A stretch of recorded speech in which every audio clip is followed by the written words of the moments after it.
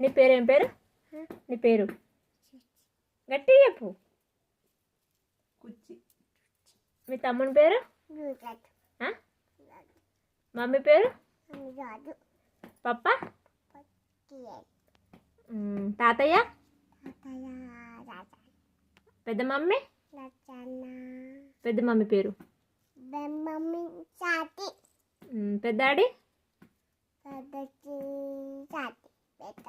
అన్నయ్య పేరు?